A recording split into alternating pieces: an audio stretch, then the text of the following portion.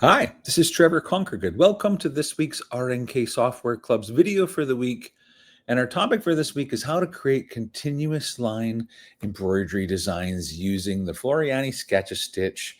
To get started, we'll go ahead and click on the actual Sketch-A-Stitch tool to turn on the little blue widget.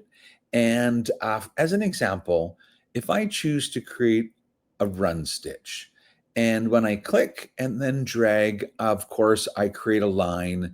And when I let go, the stitches are formed. And when I start my next line, if I don't begin where I left the last line off, so if I start over here, then there will be a jump to get from one line to the next. And you might not immediately see that, but if you turn off your 3D, you will be able to see dotted lines representing the machine jumping from one area to the next. And so, of course, the machine would then trim here and jump, jump, jump, and begin sewing there. And if you wanted to connect those two and avoid any jumps or trims, and that's what this video is all about. And so there's a couple of things that can make this easier, and they're found within the Sketch-A-Stitch preferences. So I guess two ways to get to that. And one is there's right on your Sketch-A-Stitch widget, there's a button to get to the preferences. That'll take you specifically to the Sketch-A-Stitch preferences. If you click on your main preferences for the program, Sketch-A-Stitch is there. It's on a tab that's called Sketchbook. And so either way, this is the menu that you will reach when you click on the little wheel. So when I click on the wheel from within Sketch-A-Stitch, it only shows me specifically the Sketch-A-Stitch properties. And so there's really two sides to it. And on this side, you can organize your toolbox. So it's got the brushes selected right now, and I could organize the order that they're displayed in. But I can also organize the width options and the density options and the stitch length options. But the thing that I think is going to help you with the continuous line is on the other side where it says behavior. And currently, it has automatically closing applique shapes checked off, but the show last stitch marker is not turned on, and the create start stops as drawn is not turned on. And so let's go ahead and turn on, first of all, show last stitch marker and say okay. And you'll notice that the program puts a black dot showing where we finished off. And that sort of helps you. So when you go to start your next line and you choose to make more run stitches, you can simply find the black dot and know that when you draw, you will be creating a line that does not have any jumps in it. And so it leaves you with a reminder, because sometimes you leave off right in the middle of a bunch of stuff and it may not be obvious where you left. And so this makes it easier to find it, and you can just create as many lines as you need to that all connect together, avoiding making a trim and a jump. But the other option in the preferences was called generate start stops as drawn. And if I turn that on, then the program will try to find the best place to connect two lines. So in other words, you can see here that is where I have finished off the last line.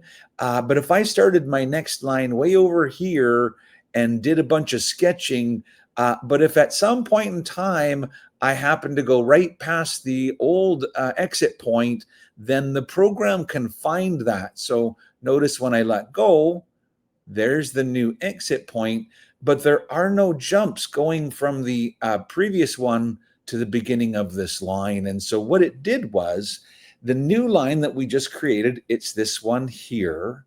If you look at it, using your shape tool, it has had its entry point automatically matched up to the previous one's exit point. And so in that case, when the design stitches out, if I kind of move across to that point, you'll see what it does. So it does that line that we created, and then it walks from the end of the line to the beginning of the last line, and then back along the last line to the end of the last line. And so that means that this, I guess, final line that I drew right here is 2-ply on this side, but single ply on the other side. And so that can be perfect for a lot of people, especially quilters, because perhaps they're drawing quilt feathers. And so they can go, kind of like this. You draw the next quilt feather. And then as long as you draw the next quilt feather and come by the previous one, it will automatically connect them for you. If you don't want this happening and you want to be able to affect both the beginning and the ending of the lines, then you can turn that option off.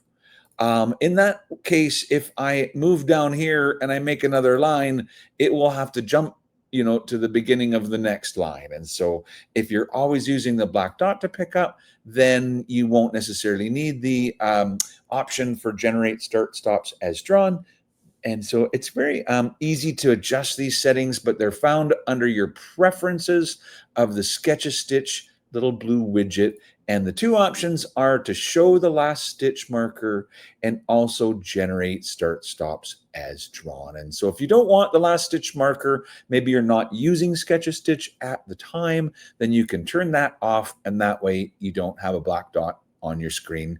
But if you turn it on while you're using Sketch-A-Stitch, it will stay on even when you do text elements or anything else. And so if you like the black dot, you can turn it on and leave it on. Anyway, we hope you enjoyed this week's RNK Software Club's video for the week about how to create continuous lines using the Floriani Sketch-A-Stitch software. Until next week, have a great day and bye for now.